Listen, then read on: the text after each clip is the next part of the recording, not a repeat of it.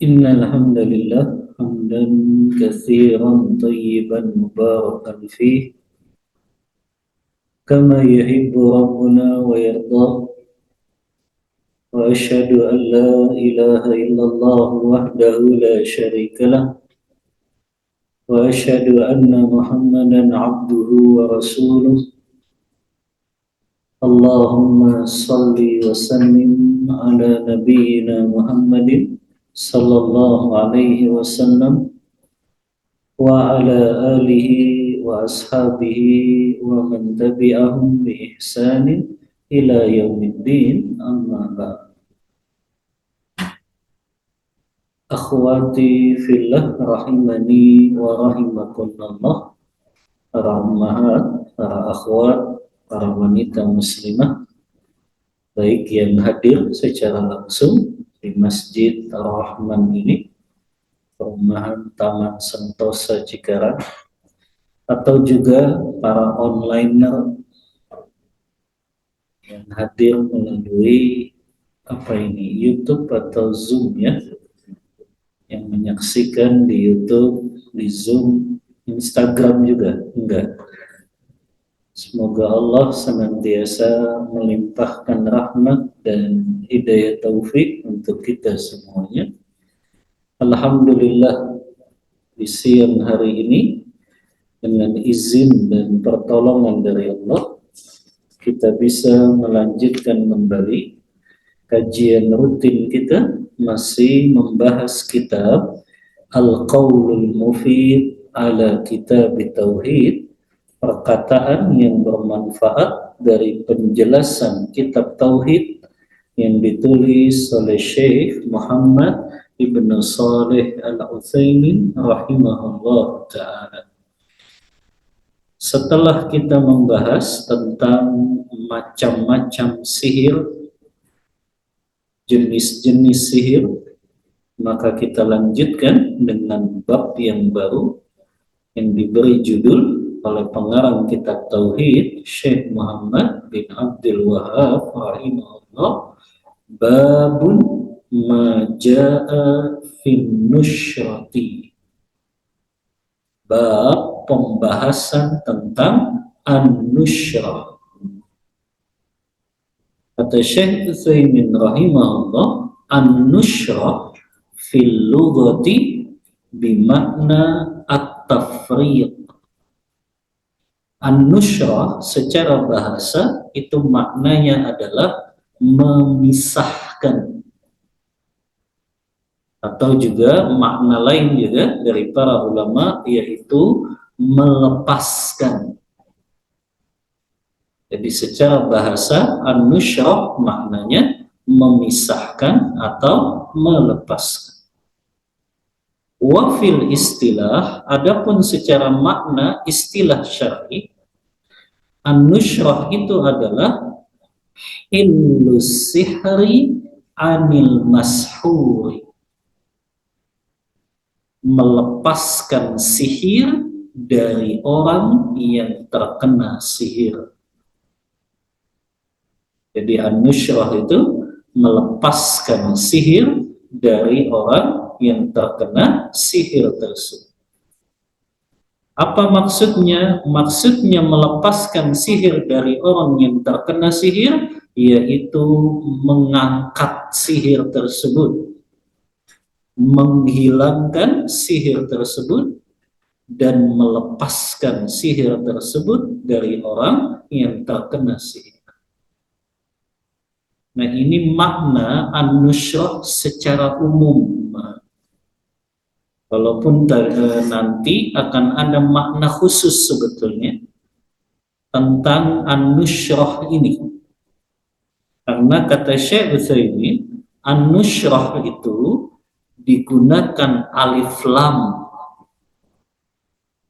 Jadi enggak disebut nusyrah saja, tapi pakai alif lam. An-nusyratu itu alif lam di dalam an-nusyrah itu adalah alif lam lil ahdi. Lil ahdi itu artinya sudah diketahui, sudah dikenal. Yang dimaksud an-nusyrah ini secara khusus adalah perilaku yang dilakukan oleh orang-orang jahiliyah dulu. Apa yang dilakukan orang jahiliyah dulu ketika mereka terkena sihir? Kalau mereka terkena sihir, maka mereka mengobatinya dengan sihir pula.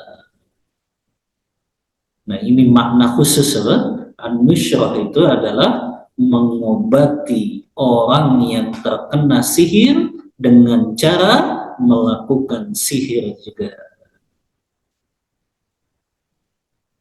Bisa nggak membedakannya, Mbak? Jadi ada makna umum tadi ya, melepaskan orang yang terkena sihir dari sihir tersebut. Ini makna secara umum. Adapun makna secara khusus, melepaskan sihir dari orang yang terkena sihir, tapi dengan sihir pula. Nah, ini yang dimaksud di dalam makna an-nusyrah secara khusus. Karena orang yang terkena sihir memang memberikan pengaruh kepada badannya, kepada akalnya, kepada jiwanya. Orang yang terkena sihir akan terkena pengaruh itu. Makanya bagaimana cara melepaskannya? Adapun di zaman jahiliyah dulu, mereka melepaskannya, orang yang terkena sihir itu ya dengan sihir juga. Makanya ini dibahas oleh para ulama akidah. Apakah boleh melepaskan sihir dengan sihir pula? Kata Syekh Utsaimin, qauluhu, ya, perkataan an-nusyrah itu ada alif lamnya, itu disebut dengan alif lam lil ahdi. Yang dikenal, diketahui masyarakat jahiliyah, kalau mereka terkena sihir, dibalas dengan sihir untuk melepaskannya. Kita bawakan dalil yang pertama, hadis dari sahabat Jabir bin Abdullah radhiyallahu anhu. Sahabat Jabir berkata, anna Rasulullah sallallahu alaihi wasallam su'ila anin nusyrati. Suatu hari Rasulullah sallallahu alaihi wasallam ditanya tentang an-nusyrah. Apa tadi makna khususnya an-nusyrah? Melepaskan sihir dengan sihir. Maka Rasulullah jawab nih, hiya min amali syaitan. An-nusyrah itu merupakan bagian dari amalannya syaitan. Rawahu Ahmadu bisanadin jayyidin wa Abu Daud. Hadis ini diriwayatkan oleh Imam Ahmad dengan sanad yang jayyid dan diriwayatkan pula oleh Abu Daud. Hadis ini disahihkan oleh Imam Zahabi. Namun oleh Ibnu Hajar al-Asqalani, hadis ini dihasankan saja derajat. Kalau hadis itu disebut jayyid, berarti hadis itu bisa dijadikan sebagai hujjah. Karena jayyid itu sebetulnya kedudukannya sama dengan hadis hasan. Maka hadis ini dengan sanad yang jayyid, maknanya dengan sanad yang hasan. Berarti bisa dijadikan sebagai hujjah. Waqala, dan Abu Daud berkata. Abu Daud ini pengarang kitab hadis Sunan Abi Daud, yang satu zaman dengan Imam Ahmad juga. Walaupun wafatnya lebih dulu Imam Ahmad ibn Hanbal. Imam Ahmad itu wafat tahun 241 Hijriyah. Abu Daud itu wafat tahun 275 Hijriyah. Maka lihat di sini, kata Imam Abu Daud, su'ila Ahmadu anin nusyrah. Imam Ahmad ditanya tentang nusyrah. Jadi ya, ditanya ya, nusyrah yaitu melepaskan sihir dengan sihir lagi.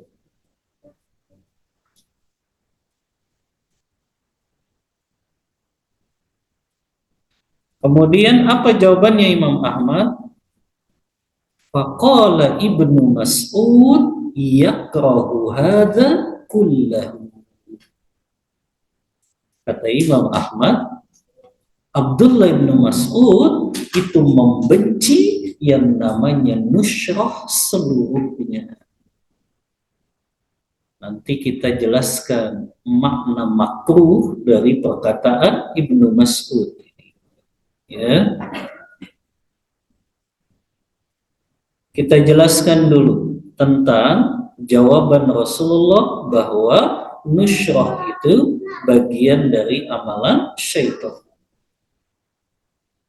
Kata Syekh Utsaimin, perkataan ya Rasulullah SAW bahwa nusyrah itu merupakan amalannya syaitan, maka maknanya itu perkara yang diharapkan.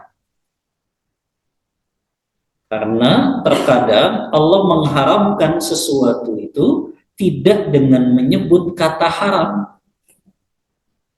tapi Allah haramkan itu dengan menganggap perbuatan itu perbuatan yang buruk dan tercela. Kalau ummahat ingat tentang pengharaman khamr yang terakhir dalam surah Al-Maidah ayat 90. Allah juga mengatakan innamal khamru wal maisiru wal ansabu wal azlamu rijsun min amali syaitan fajtanibu la'allakum tuflihun.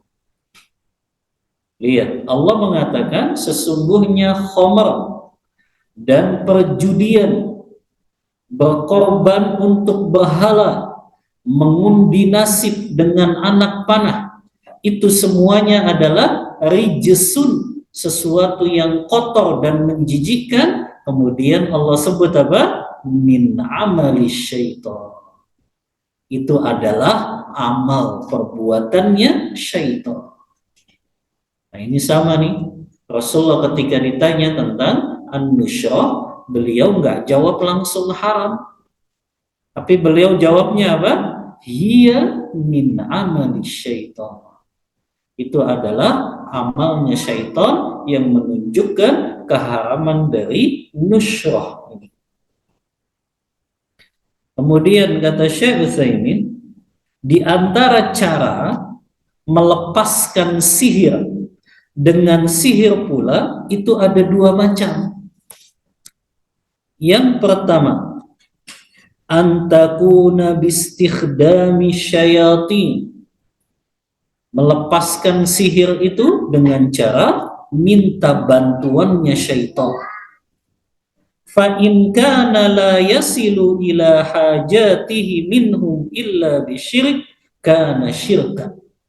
Kalau ternyata orang itu bisa dapat bantuan untuk melepaskan sihir ini kecuali dengan syarat yang diberikan syaitan, dan syarat itu menjadikan seseorang jatuh kepada kesyirikan, maka berarti dia telah jatuh dalam perbuatan syirik.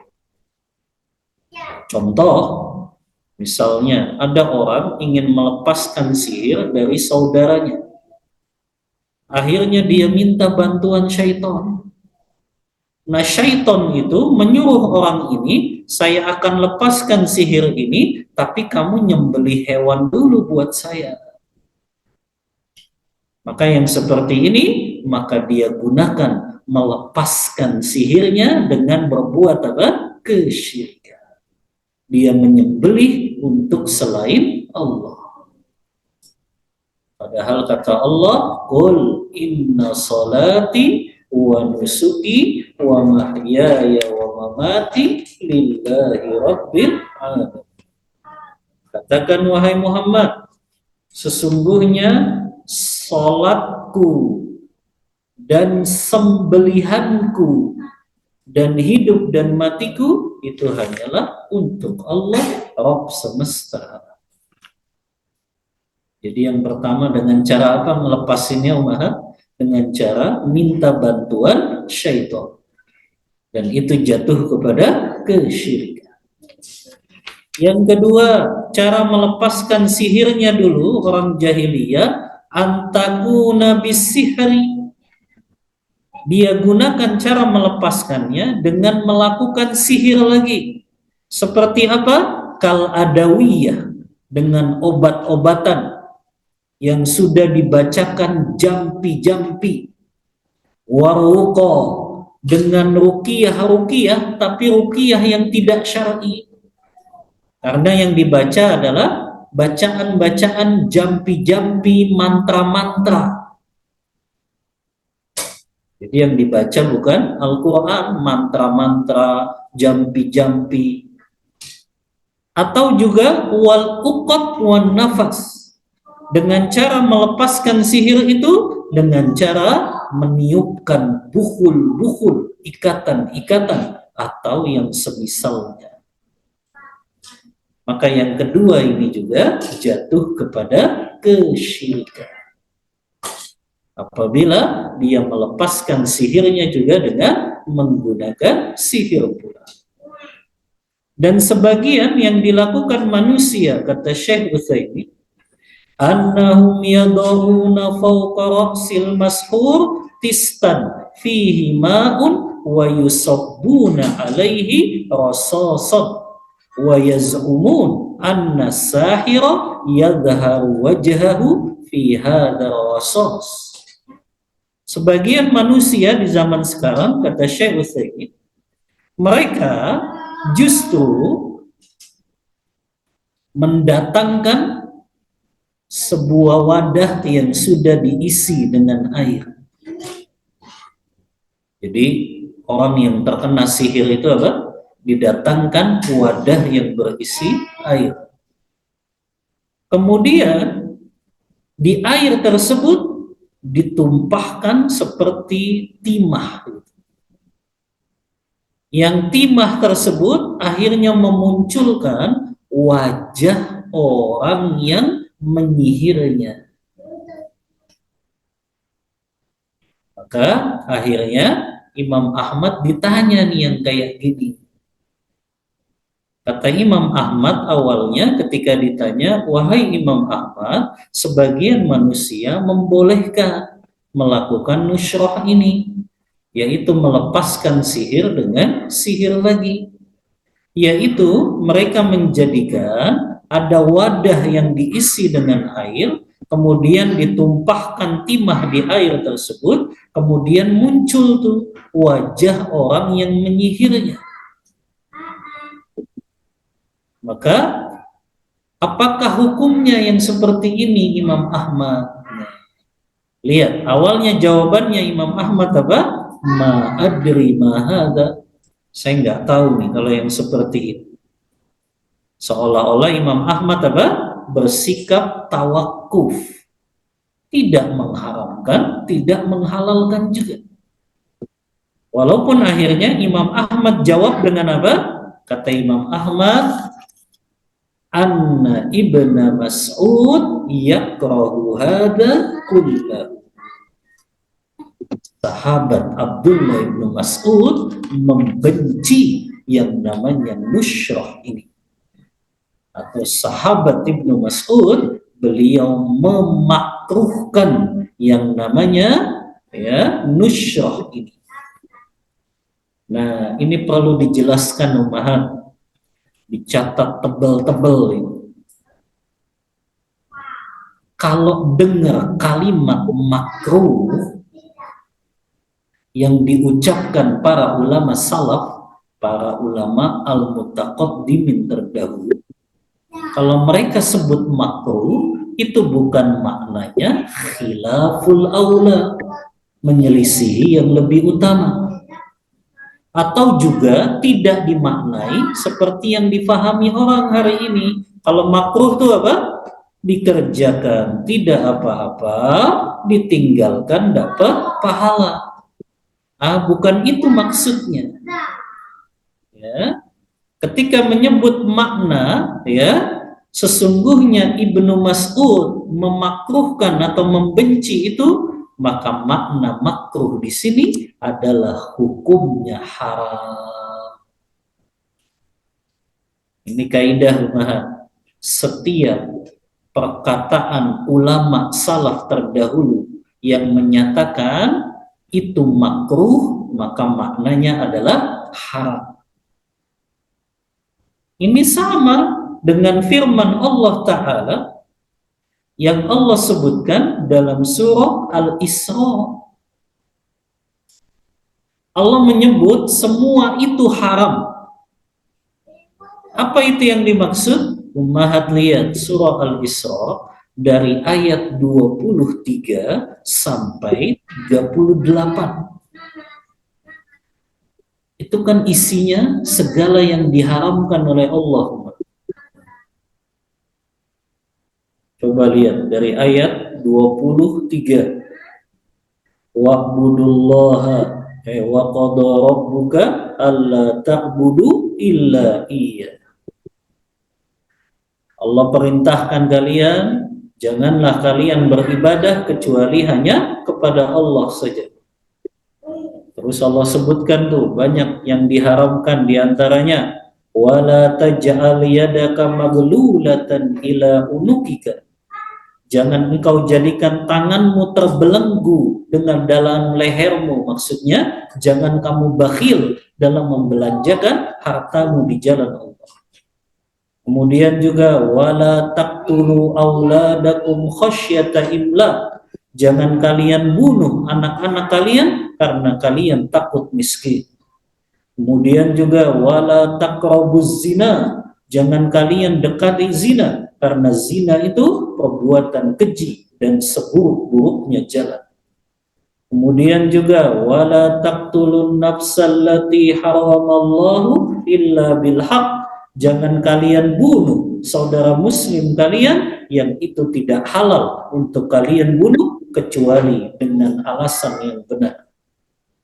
Kemudian juga wala taqrabu malal yatim. Jangan kalian dekati harta anak-anak yatim. Maksudnya jangan diambil harta anak yatim dengan cara yang batil. Begitu juga Allah mengatakan hendaklah kalian sempurnakan takaran dan timbangan. Begitu juga jangan kalian melakukan sesuatu tanpa ilmu. Jangan juga kalian berjalan di muka bumi dengan sombong. Lihat, di ayat 38-nya Allah mengatakan apa, Maha? Kullu dzalika kana sayyi'uhu inda rabbika makruha. Semua itu, maksudnya semua itu yang mana? Kejahatan yang tadi sudah disebutkan oleh Allah. Semua itu kata Allah sangat dibenci di sisi Allah Ta'ala, yang itu menyatakan apa? Keharaman perbuatan-perbuatan tersebut. Maka ketika Imam Ahmad mengatakan Abdullah bin Mas'ud membenci yang namanya nushrah, maka itu maksudnya adalah haram hukumnya. Jadi kalau dengar kata makruh dari ulama salaf, ulama salaf yang dimaksud itu siapa? Sahabat, tabi'in, tabi'ut tabi'in. Kalau dengar kalimat makruh dari mereka, maka itu menyatakan apa? Keharamannya. Seperti perkataan Imam Syafi'i juga. Imam Syafi'i kan pernah mengatakan inni akrahu al-ma'tama wa illam yakun fihi buka. Sesungguhnya aku benci dengan yang namanya maktam. Apa itu maktam? maktam itu berkumpul-kumpul, makan-makan, habis kematian. Itu maktam. Kata Imam Syafi'i ini diriwayatkan dalam kitabnya yang terkenal dan juga Imam Baihaqi dalam kitabnya Manaqib Imam Syafi'i. Ya, beliau membenci. Nah, kalau kata beliau saya membenci, itu maknanya adalah saya mengharamkan. Karena setiap ada kata makruh yang diucapkan ulama salaf, sahabat, tabi'in, tabi'ut tabi'in, maka itu menyatakan keharaman perbuatan tersebut. Ya. Paham umahat? Adapun makruh dalam pemahaman ulama kontemporer hari ini itu beda dengan makruh dalam pemahaman ulama salaf mutaqaddimin terdahulu. Kalau ulama salaf memahami makruh itu ya haram. Adapun ulama mutaakhirin, ulama kontemporer hari ini, mereka memahami makruh itu tadi menyelisihi yang lebih utama. Maka ketika Imam Ahmad mengutip perkataan Abdullah bin Mas'ud, Abdullah bin Mas'ud ini sahabat senior umat. Banyak yang salah paham mentang-mentang Abdullah bin Mas'ud ini sama dengan Abdullah bin Abbas, padahal beda zamannya. Kalau Abdullah bin Abbas, Abdullah bin Umar, Abdullah bin Zubair, Abdullah bin Amr bin As, itu mereka memang satu level tuh. Mereka anak-anak kecil ketika Rasulullah hidup. Tapi kalau Abdullah bin Mas'ud, beliau orang yang keenam masuk Islam. Ke sahabat senior. Makanya dikenal sebagai sahabat yang paling berilmu tentang Al-Quran dan juga tentang hukum-hukum fikih. Makanya Imam Ahmad mengutipnya Abdullah bin Mas'ud. Di sini kita belajar bagaimana tata cara ulama ketika mereka tidak mendapatkan dalil dari Al-Quran, mereka nggak mendapatkan dalil dari hadis-hadis Rasulullah.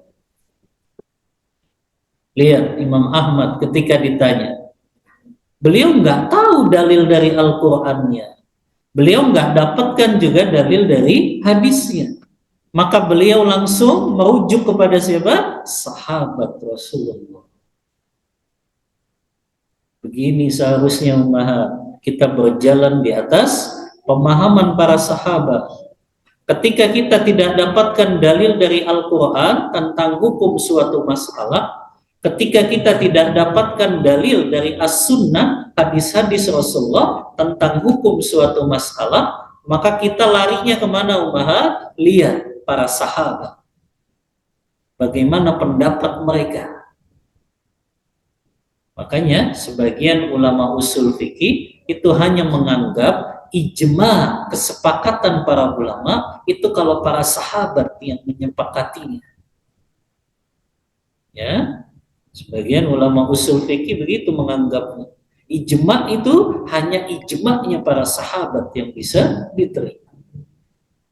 Walaupun pendapat mayoritas ulama yang namanya ijma itu bisa dijadikan hujjah walaupun setelah para sahabat wafat.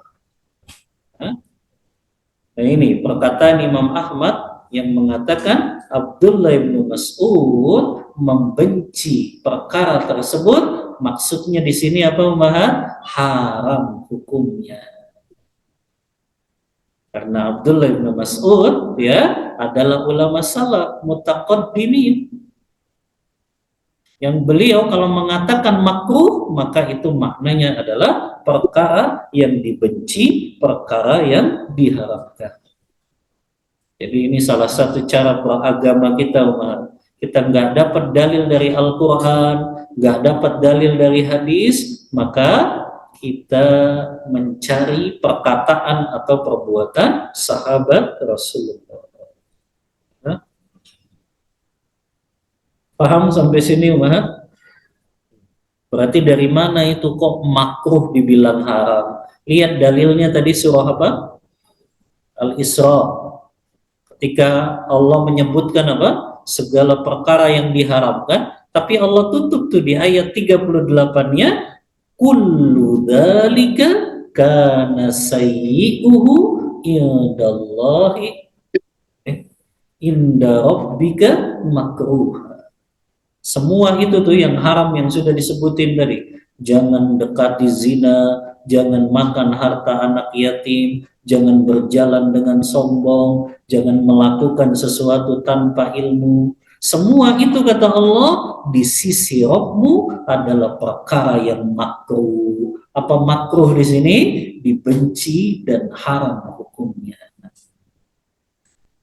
Nah, ini dalil yang pertama tentang hukum melakukan an-nusyrah, yaitu melepaskan sihir dengan sihir lagi. Dalil yang kedua, wa fil Bukhari, dan dalam kitab Sahih Bukhari,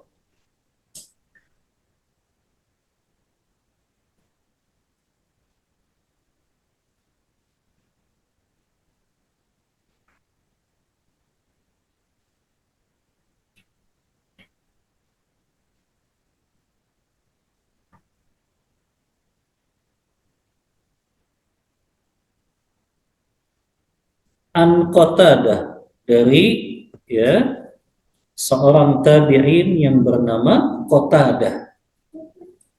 Jadi Qatadah itu ya dari kalangan tabi'in.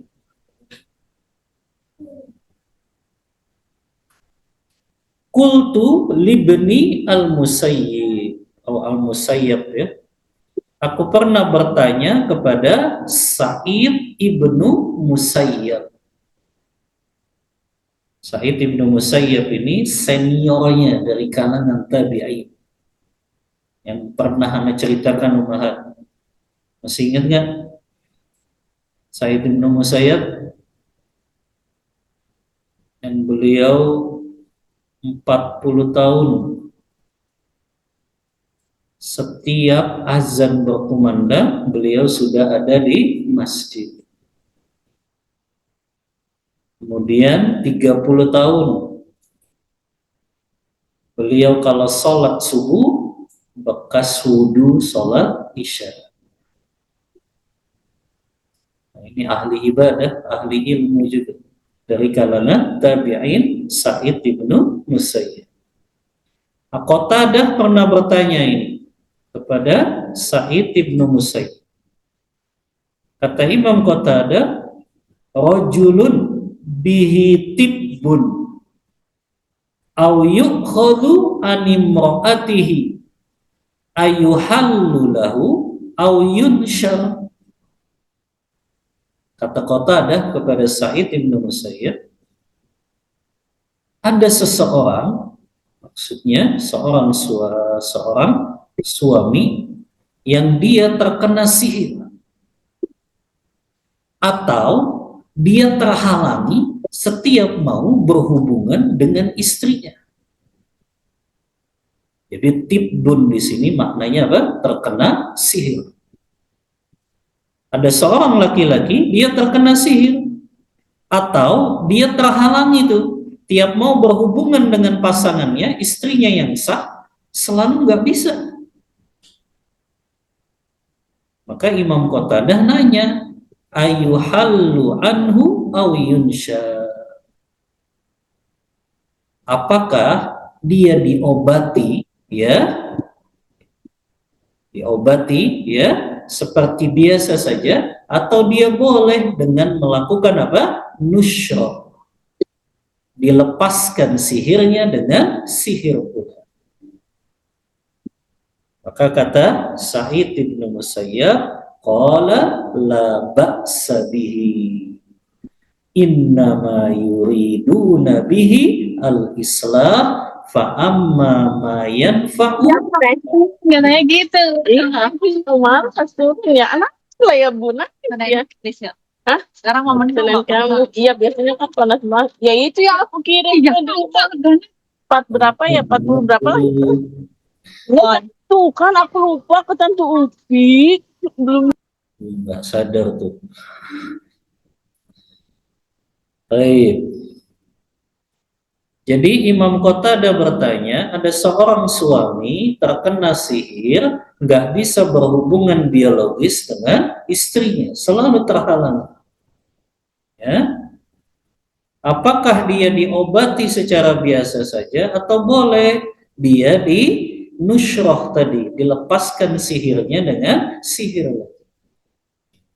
Apa jawabannya Sa'id bin Musayyab? La ba'sa bihi. Nggak apa-apa kalau tujuannya untuk mendamaikan kembali suami istri tersebut supaya bisa berhubungan. Adapun kalau itu bermanfaat, maka itu tidak dilarang. Di sini mesti difahami, ulama memang beda pendapat ini dalam masalah an-nusyrah ini. Adapun pendapatnya Imam Ahmad, Ibnu Taimiyah, Ibnu Qayyim Al-Jauzi, mereka menyatakan an-nusyrah itu kalau itu melepaskannya dari sihir juga, maka itu haram hukumnya. Tapi ada pendapat juga memang dari Sa'id ibnu Musayyab di sini. Dan ini juga diikuti oleh sebagian ulama dari mazhab Hambali seperti Ibnu Qudama. Beliau membolehkan ini karena dalilnya yang pertama itu bermanfaat untuk orang yang disihir. Artinya orang yang disihir itu apa? Jadi terlepas dari sihir tersebut. Ya. Kemudian yang kedua itu dalam keadaan darurat, maka itu jadi boleh karena keadaannya darurat, nggak bisa dilepaskan kecuali dengan sihir lagi. Maka di sini berarti ulama memang berbeda pendapat. Walaupun Syekh Utsaimin rahimahullah ketika menjelaskan perkataan dari Sa'id bin Musayyab ini, beliau mengatakan yang dimaksud perkataan Sa'id bin Musayyab la ba'sa bihi, tidak mengapa, itu maksudnya adalah apabila nusroh yang dia gunakan dalam melepaskan sihir itu, dia tidak tahu apakah itu terkandung sihir di dalamnya atau tidak. Kalau memang yang dia gunakan untuk melepaskan sihir itu belum pasti ada unsur sihirnya, maka itu diperbolehkan. Nah ini nih, cara Syekh Utsaimin memahami apa yang diucapkan oleh Sa'id ibnu Musayyab. Ya. Adapun kalau itu bermanfaat, maka tidak mengapa, kata Sa'id ibnu Musayyib. Karena sebetulnya kalau itu sihir, pasti itu mendatangkan mudarat.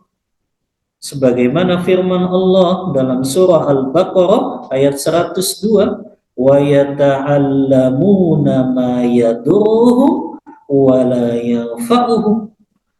Mereka mempelajari sihir yang mendatangkan mudarat kepada mereka dan tidak mendatangkan manfaat.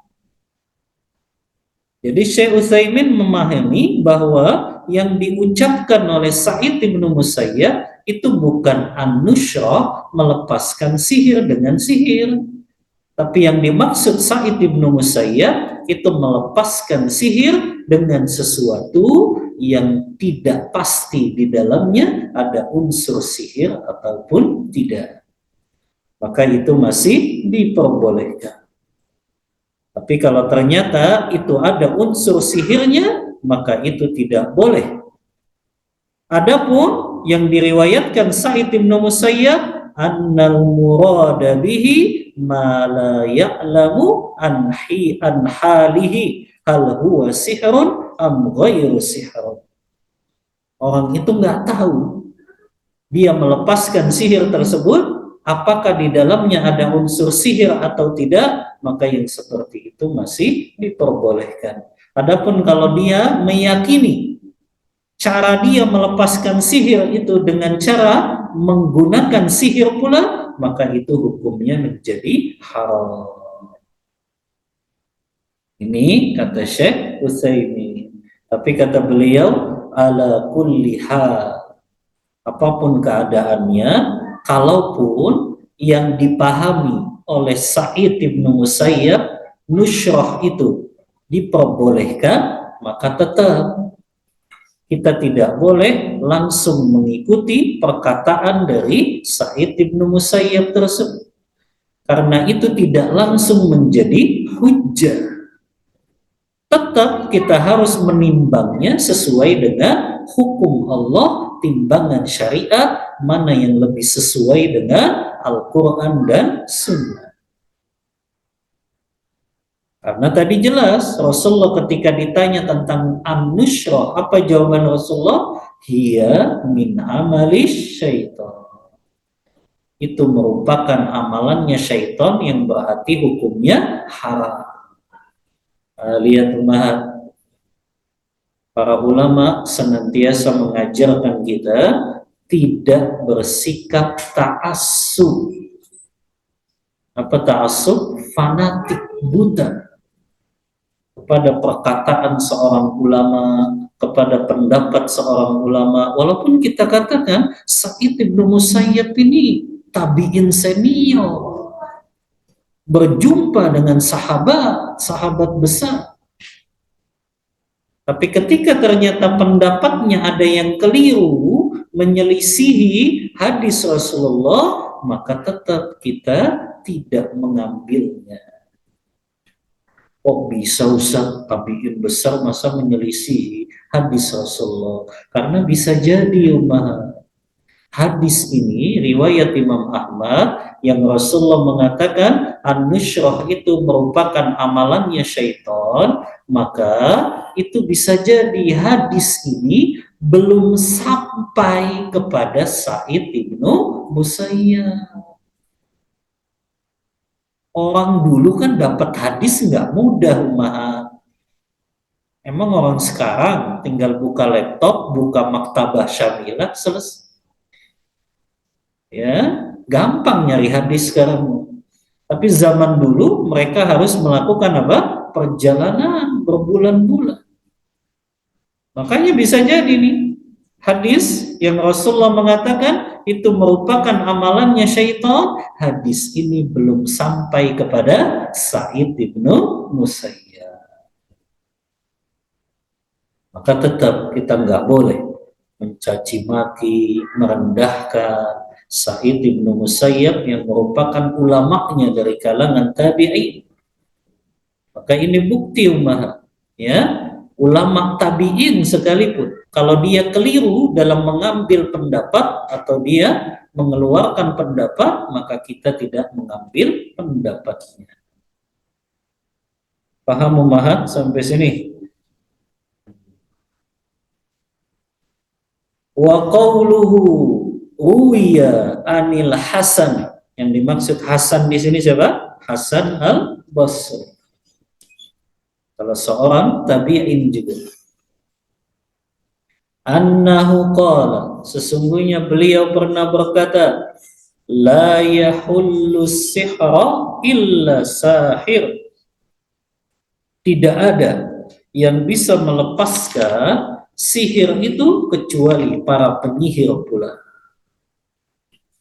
Maka yang seperti ini juga dikomentari oleh para ulama. Karena dari zaman dulu yang namanya ruqyah itu kan sudah ada. Ruqyah sudah ada belum di zaman Rasulullah? Ya sudah. Maka sebetulnya kalau memang ingin mengobati sihir, maka caranya dengan yang sesuai syariat, yaitu cukup dengan membacakan ayat-ayat, doa-doa yang berkaitan dengan ruqyah. Maka nggak perlu melepaskan sihir dengan sihir pula. Karena Rasulullah sudah mengajarkan tata caranya. Sebagaimana ketika Rasulullah terkena sihir. Nah, ini kan salah satu hikmahnya Ummahat. Masa sekali bernabi, sekali berutusan Allah bisa kena sihir. Nah, ini untuk jadi apa? Pelajaran bagi umatnya. Kalau umatnya terkena sihir, mereka tahu cara pengobatannya. Makanya dalam hadis Bukhari Muslim dijelaskan ketika Rasulullah terkena sihir, maka Rasulullah diruqyah oleh siapa? Malaikat Jibril. Yang langsung kita diajarkan di situ umatnya. Karena kalau Rasulullah nggak kena sihir, ya kita nggak tahu tuh bagaimana cara pengobatannya. Maka lihat bagaimana hikmah Allah Ta'ala.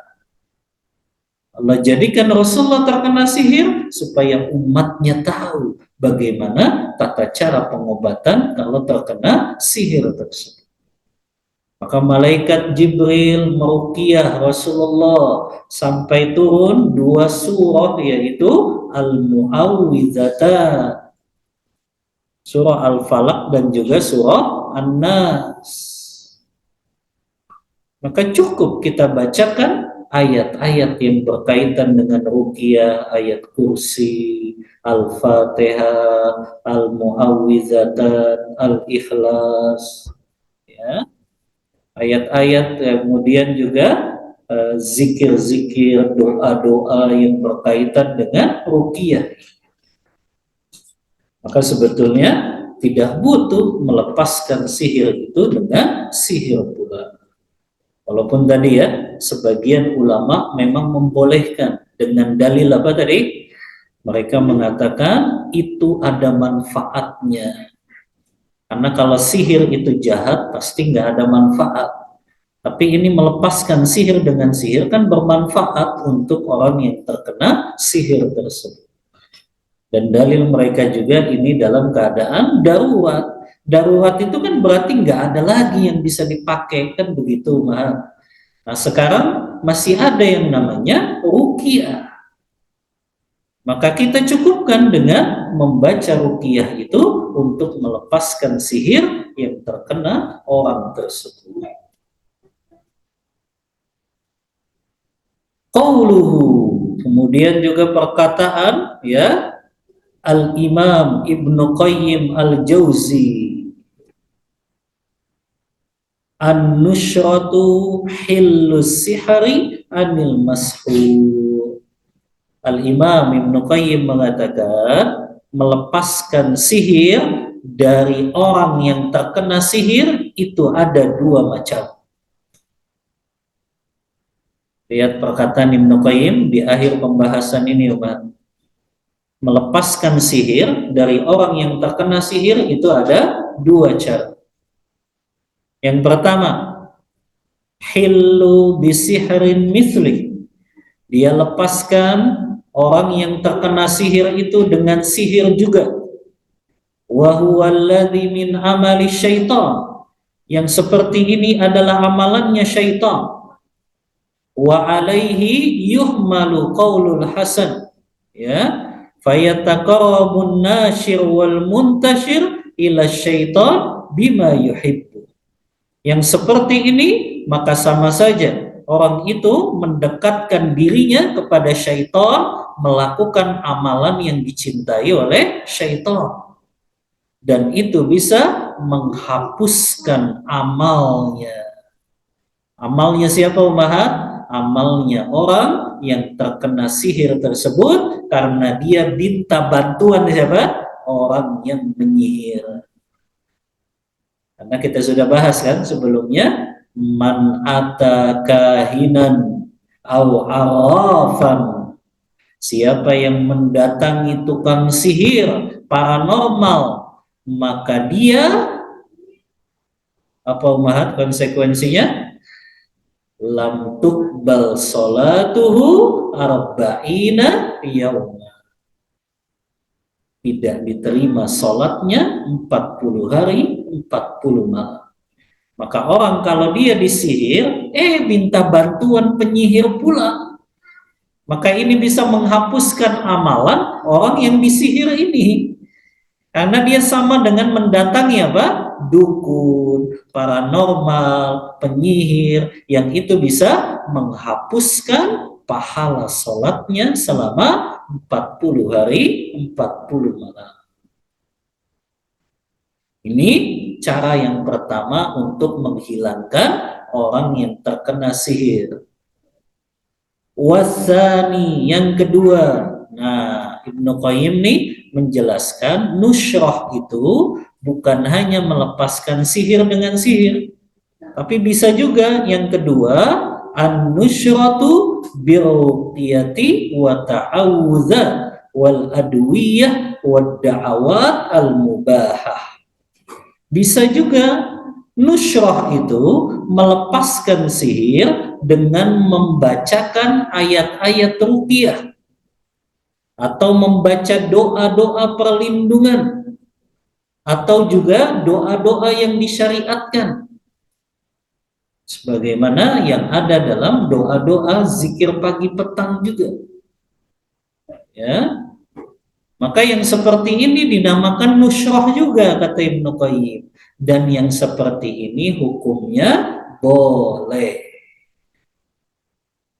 Jadi menurut Ibnu Qayyim, nusyrah itu ada dua macam. Yang pertama, melepaskan sihir dengan sihir lagi. Yang kedua, melepaskan sihir dengan bacaan ayat-ayat dan doa-doa ruqyah.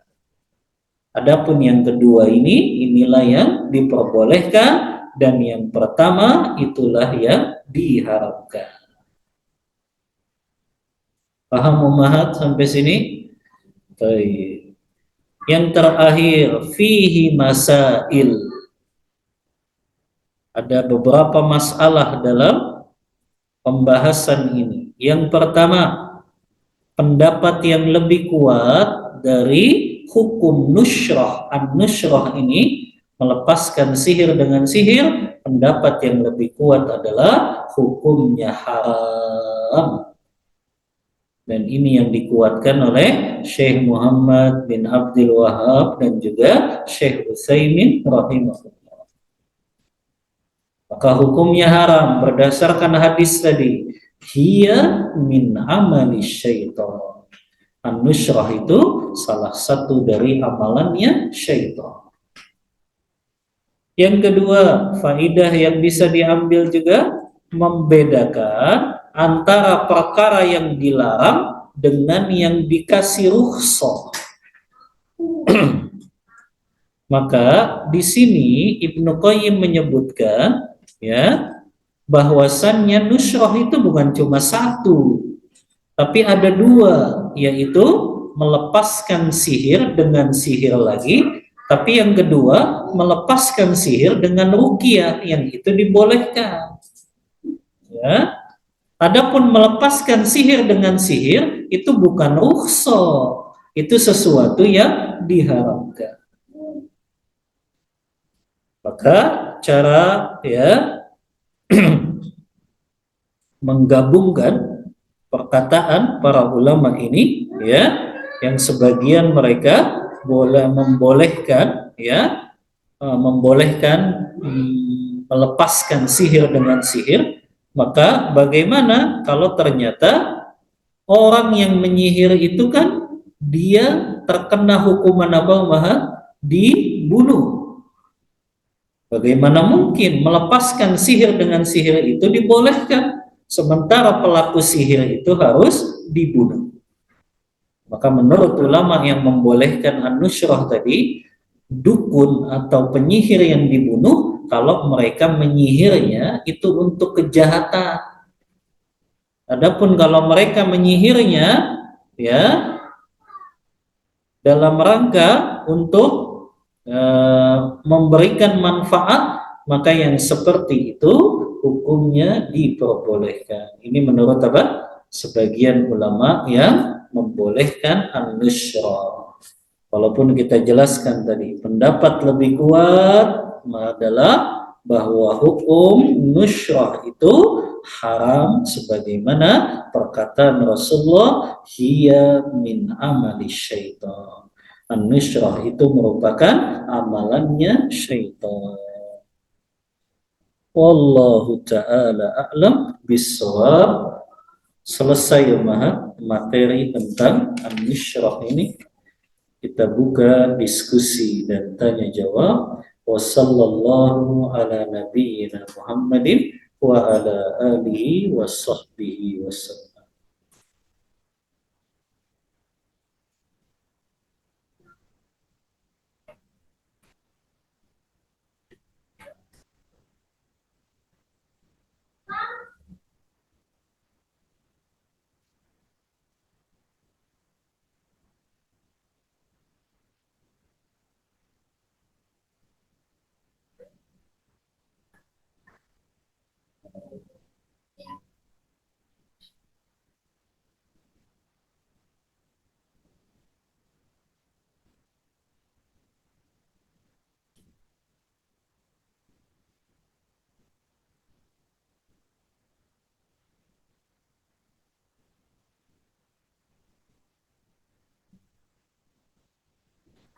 Baik, yang pertama, Ustadz, saya mau bertanya.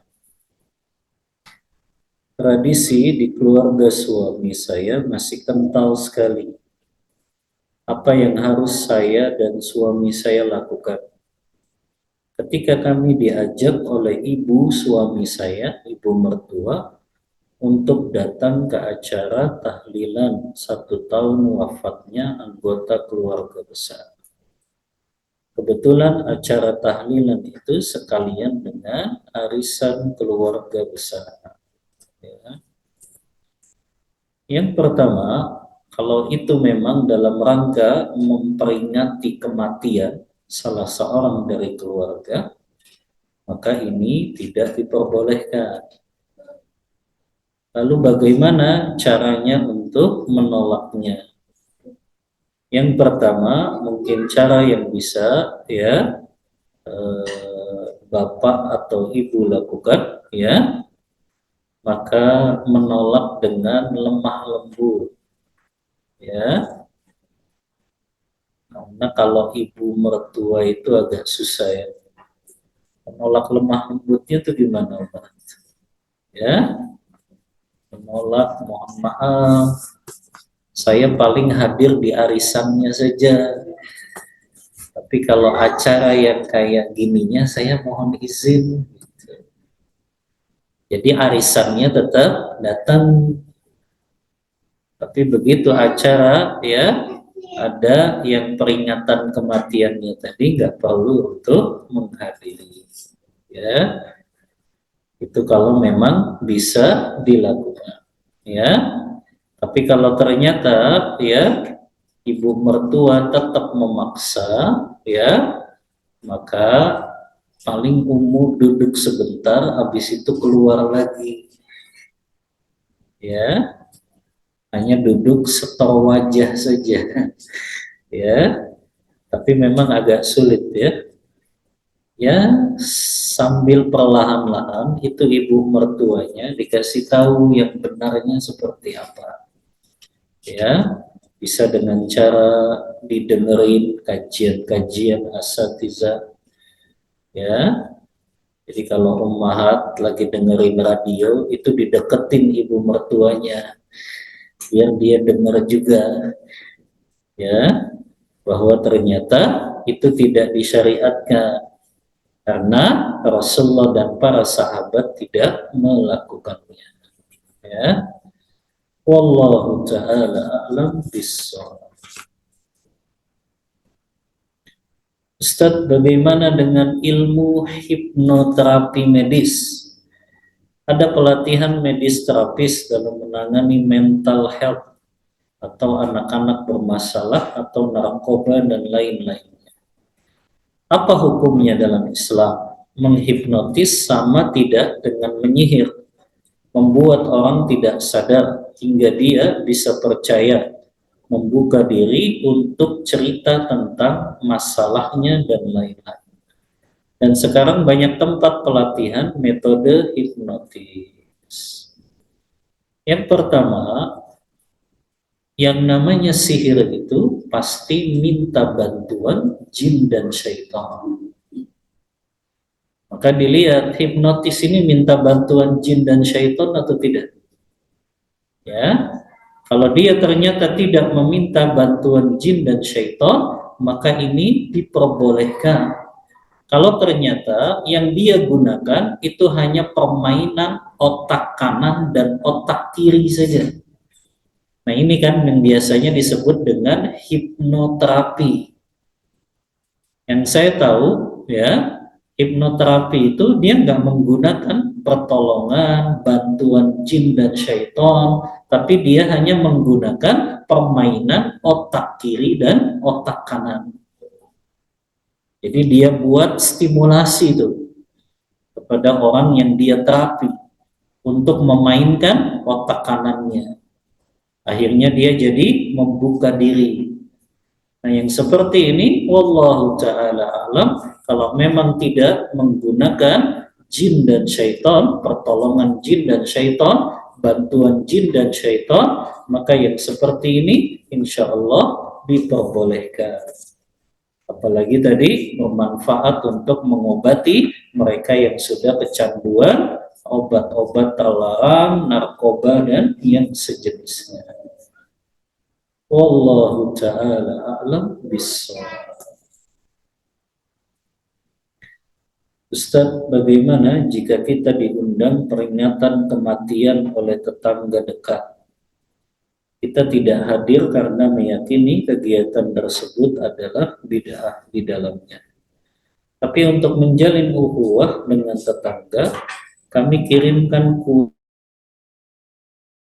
diniatkan memberi makanan sesama muslim. Apakah hal seperti ini diperbolehkan? Diperbolehkan, bahkan dianjurkan umat.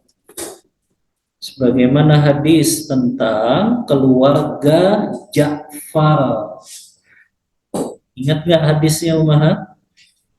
Rasulullah bersabda kepada para sahabat, isna'u ta'aman li ali Ja'farin, buatkanlah makanan untuk keluarganya Ja'far, karena keluarganya sekarang sedang ditimpa perkara yang menyibukkan mereka. Maka berarti tetangganya boleh dia berikan makanan kepada ahli keluarga atau keluarga yang ditinggalkan oleh orang yang wafat. Ya, maka kita berikan makanan tersebut karena mungkin dia nggak sempat masak, boro-boro masak, orang masih sedih, ya, masih berduka, bahkan mungkin nggak kepikiran untuk makan, maka boleh ya tetangganya membawakan makanan. Makanya kalau diundang ke acara seperti itu, boleh ummahat. Apakah sebelumnya ummahat datang memberikan hadiah makanan, ya, atau juga setelahnya saja, tapi tidak pada saat acara tersebut. Ini supaya ya tidak memutuskan hubungan ya persaudaraan antara sesama muslim dan juga muslimah. Wallahu ta'ala a'lam bishawab. Apabila kita melihat seorang akhwat sedang sholat dan kelihatan rambutnya, apakah boleh kita betulkan rambutnya tersebut agar tidak kelihatan? Yang pertama, dirinci umat. Kalau ternyata ummahat membenarkan rambutnya tersebut akan mendatangkan kemudorotan yang lebih besar, maka nggak diperbolehkan. Misalnya akhwat lagi sholat, nggak kenal juga sama ummahat, siapa ini? Tiba-tiba main benerin aja rambutnya. Akhirnya dia jadi batal sholatnya. Bahkan jadi marah, siapa kamu? Yang seperti ini kan bisa menimbulkan mudarat yang lebih besar, maka jangan dilakukan. Tapi kalau orang yang sholat itu kita kenal, apakah sahabat dekat kita, apakah anak perempuan kita, kerabat kita, maka yang seperti ini boleh ummahat untuk membenarkannya supaya tidak kelihatan auratnya. Wallahu ta'ala a'lam bissawab. Yang online ya.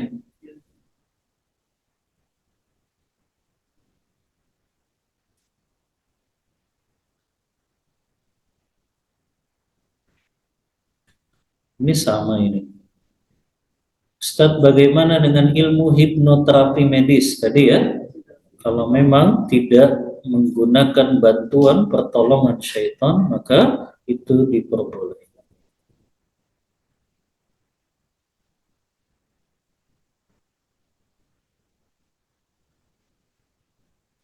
Assalamualaikum warahmatullahi wabarakatuh. Ustaz. Waalaikumsalam warahmatullahi wabarakatuh.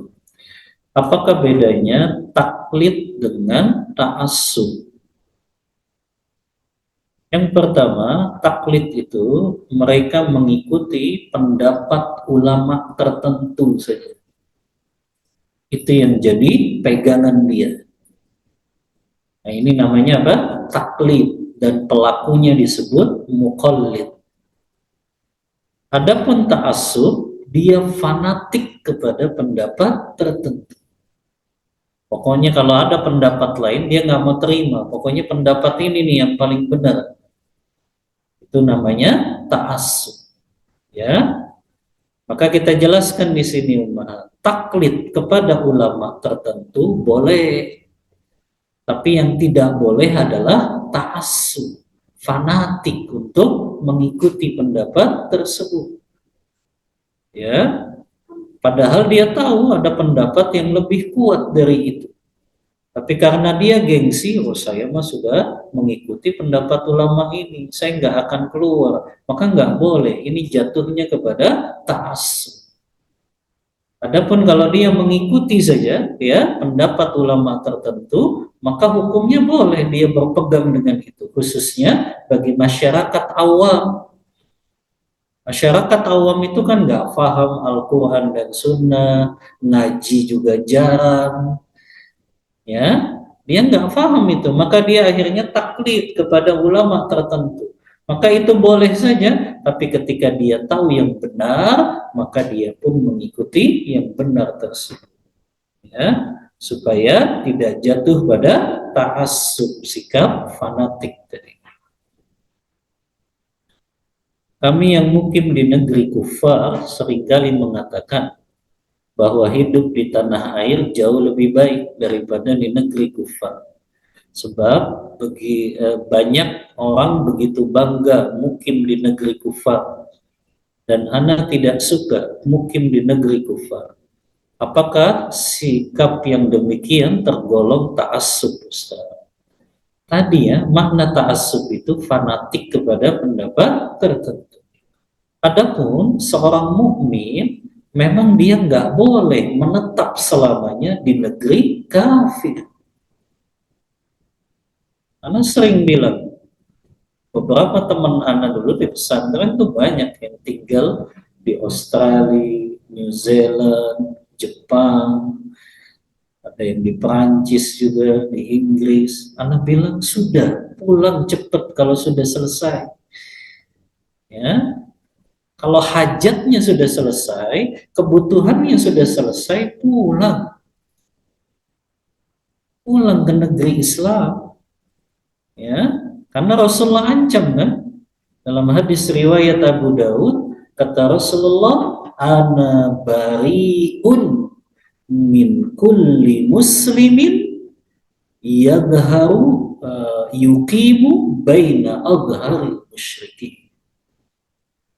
Rasulullah bersabda, aku berlepas diri. Maknanya dosa besar itu. Aku berlepas diri dari setiap muslim yang mereka hidup di negara kafir tanpa ada hajat dan kebutuhan. Makanya kita boleh hidup di negeri kafir kalau ada hajat dan kebutuhan saja. Ya, apakah dalam rangka berobat, apakah dalam rangka menuntut ilmu yang di situ ilmunya ilmu sains yang tidak diajari di negeri muslim, apakah dalam rangka untuk melakukan riset, penelitian, apakah dalam rangka bisnis, perdagangan yang sementara, itu ada hajat di situ. Tapi kalau hajatnya sudah selesai, sudah, nggak boleh dia betah di negeri kafir. Karena negeri kafir itu banyak syubhat dan syahwat pasti. Pemikiran-pemikiran yang bisa merusak akidah kita. Belum lagi syahwatnya, lihat laki perempuan ciuman di tengah jalan. Belum lihat aurat pada diobral di tengah jalan. Pasti nggak bakal betah seorang mukmin itu. Maka itu bukan ta'assub, itu memang sikap seharusnya. Seorang mukmin atau mukminah dia nggak boleh betah tinggal di negeri kafir. Ya, karena kan masalah dia keluar rumah aja sudah melihat maksiat. Ya, dia nggak bisa ya menahan diri untuk nggak melihat maksiat. Negeri kafir namanya bebas, sebebas-bebasnya. Ya, orang telanjang tuh ya telanjang kan di negeri kafir. Belum ada yang homonya, belum yang ada lesbinya, laki dengan laki jalan di tengah jalan, ciuman juga, naudzubillah. Ya, maka itu sikap yang benar seorang mukmin mukminah nggak boleh dia betah berada di negeri kafir. Wallahu taala a'lam bishawab. Ustaz, boleh nggak nyekolahin anak di negeri kafir? Apakah ortunya berdosa? Maka dilihat tuh sekolahnya ini seperti apa. Kalau ternyata di dalam sekolah tersebut yang diajarkan berkaitan dengan ya agama-agama non muslim, ya, maka tentu ini hukumnya haram. Tapi kalau ada sekolah yang lebih baik, misalnya di situ ada sekolah muslim, maka itulah yang dipilih. Tapi kalau ternyata dia menyekolahkannya di sekolah kafir dalam keadaan gak ada lagi sekolah muslim di situ, dan itu dalam rangka mempelajari ilmu-ilmu yang berkaitan dengan umum saja, maka tetap ya dia harus ajari anaknya ilmu agama yang benar. Adapun kalau dalam keadaan terpaksa, insya Allah dimaafkan.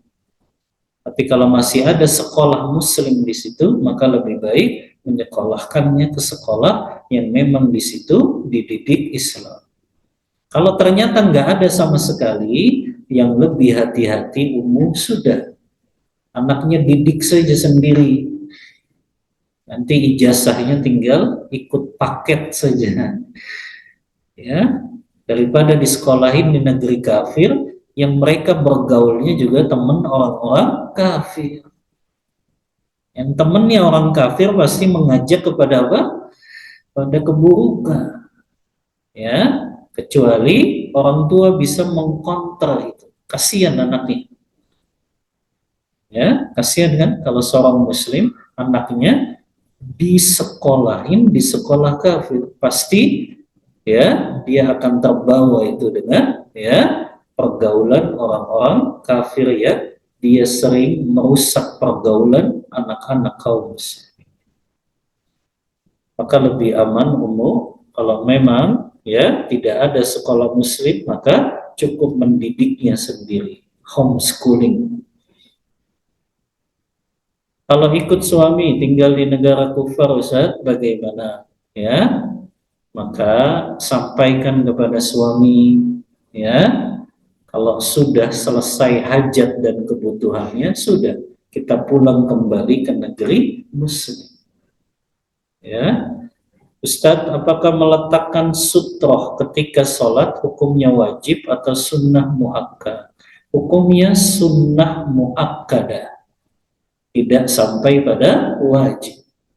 Artinya sunnah yang sangat ditekankan. Baik dia sholat di rumah maupun sholat di masjid. Karena Rasulullah bersabda, "Idza shalla ahadukum," apabila salah seorang di antara kalian sholat, falyusolli ila sutroh, makalah hendak dia sholatnya menghadap ke arah sutrohnya. Dan pernah Anda jelaskan, barang yang bisa dijadikan sutroh itu yang dia memiliki tinggi minimal 1 hasta. 1 hasta itu segimana, Pak? Ya, dari tangan sampai pergelangan ini ya, 1 hasta. Ya, tapi kalau di rumah kan lebih banyak, bisa ke dinding, bisa ke meja, bisa ke kursi. Kalau di masjid ya bisa ke dinding, tiang, atau juga orang di depannya yang sedang sholat. Maka itu bisa dijadikan sebagai sutra. Hukumnya sunnah muakkadah, sunnah yang sangat ditekankan. Wallahu ta'ala a'lam bissawab. Cukup memaham? Cukup. Asalnya jam berapa? Oh, 6 menit. Baik, kita cukupkan kajian kita pada petang siang hari ini. Mohon maaf bila ada kata-kata yang kurang berkenan di hati ummahat semuanya. Wassallallahu ala nabiyyina Muhammadin wa ala alihi wa sahbihi wasallam. Kita tutup kajian kita membaca doa kafaratul majlis. Subhanakallahumma wa bihamdika asyhadu an la ilaha illa anta astaghfiruka wa atubu ilaik. Walhamdulillahi rabbil alamin. Wassalamualaikum warahmatullahi wabarakatuh. Jazakumullah.